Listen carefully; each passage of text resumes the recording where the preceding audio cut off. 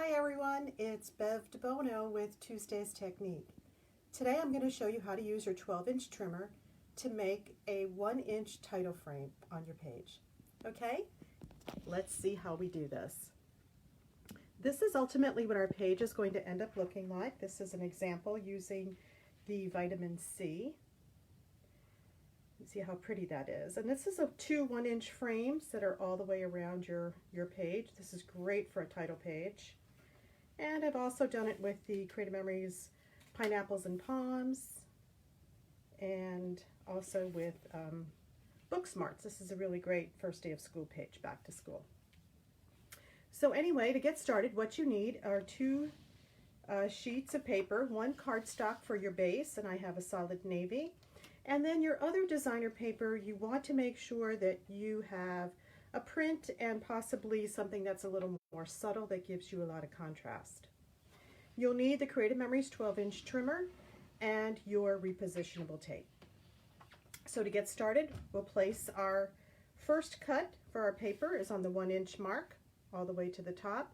When we use the Creative Memories trimmer, it's really easy to do a 1-inch frame because the housing unit is exactly 1 inch from where it's going to start the cut. So I line my housing unit up to the top of the paper, and then I press down and come all the way down to where it ends to the bottom of the paper. Do not go past that point. And you see now I have, it's not cut through, and then I turn it and I repeat the same thing. And I can actually start it from the bottom right here where the blue casing meets the edge of the end of the paper, and then back up to the same. So now I have this cut. This trimmer is one of the best trimmers that I have ever used. It is so easy to use. It's got a lot of features, and I try to make sure that you know how to use your tools to the most. And I do technique classes on Wednesdays. So now we have the actual frame itself, and then I have the next piece, which I'm going to do the same thing with, and that's going to be my contrast piece. Again, put it back at the 1-inch mark, the housing right where the paper starts, and then take it down right here to where the paper ends. Not past it, because now we already have a 1-inch cut. This page would also make a great back to school page, or apple orchard, apple picking,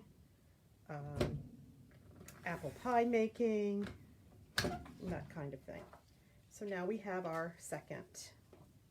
So you end up now with these pieces, and we're going to put this aside. We could use that on another page another day, and we are actually ready to tape it down. What I like to use is my repositionable tape.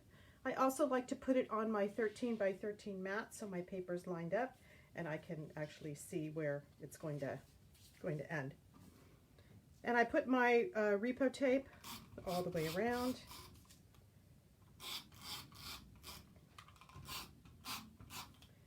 This tape is great because it only actually sticks where there is paper. And then I'll start it up at the top, line both edges up at the top, and it's kind of like wallpaper, you know, you kind of push it all the way down if you ever wallpapered a wall. You know how hard that is, and then I'll do the same. Oops, ran out of tape, no problem. I just take out the cartridge and put a new cartridge in, and we're ready to go.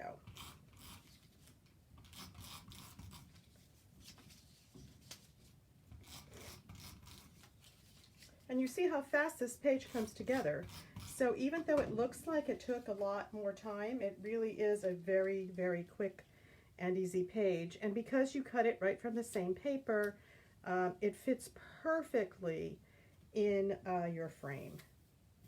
Okay, so there we go, and then we could add a little embellishment up at the top. You're probably seeing it this way, so it would be apple of my eye. So hope you enjoyed Tuesday's tip, and I hope to see you again next week.